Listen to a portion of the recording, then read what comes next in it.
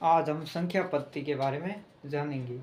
संख्या पद्धति जिसे अंग्रेजी में कहा जाता है नंबर सिस्टम। संख्या पद्धति को अंग्रेजी में कहा जाता है नंबर सिस्टम। तो इसमें हम संख्याओं के प्रकार के बारे में पढ़ेंगे। तो सबसे पहला प्रकार पढ़ेंगे हम प्राकृत संख्या। प्राकृत संख्या है वो 1 2 3 4 ऐसे करते करते यदि अनंत तक जाए तो वो कहलाती है प्राकृत संख्याएं।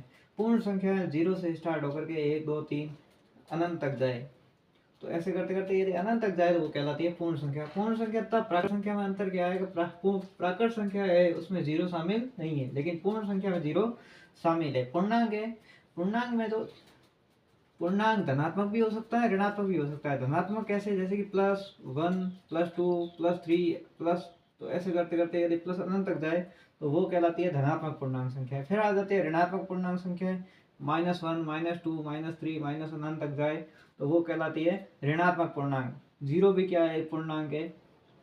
अब आ जाता है सम संख्याएं, जिसे अंग्रेजी में कहा जाता है इवन नंबर।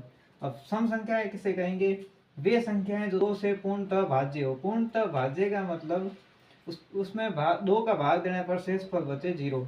अथवा आप ऐसा कह सकते हो सम संख्या कौन सी होगी, वे संख्याएं जिनके इकाई अंक 0 2 4 6 8 में से कोई भी हो। एग्जाम्पल के लिए आप देख सकते हो 12 है, 12 में इकाई का अंक 2 है, इसका मतलब ये सम संख्या है।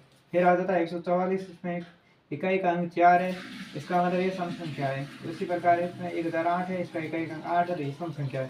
फिर आ जाता है विषम संख्या, वे संख्याएं जो 2 से पूर्णतः भाज्य नहीं हो, इकाई का अंक 0 2 4 6 8 के अलावा कोई अंक हो, तो वो विषम संख्याएं कहलाती है। जैसे कि 77 है, 77 में इकाई का अंक 7 है, ये 0 2 4 6 8 में से नहीं है, इसका मतलब ये विषम संख्या है।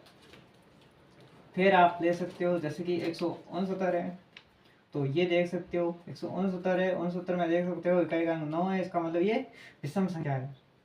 तो आप देख सकते हो सबसे आपसे पूछा जाए सबसे छोटी सम संख्या कौन सी है, सबसे छोटी सम संख्या होगी 2। ठीक है। अब आ जाता है सबसे छोटी विषम संख्या कौन सी होगी, सबसे छोटी विषम संख्या होगी 1।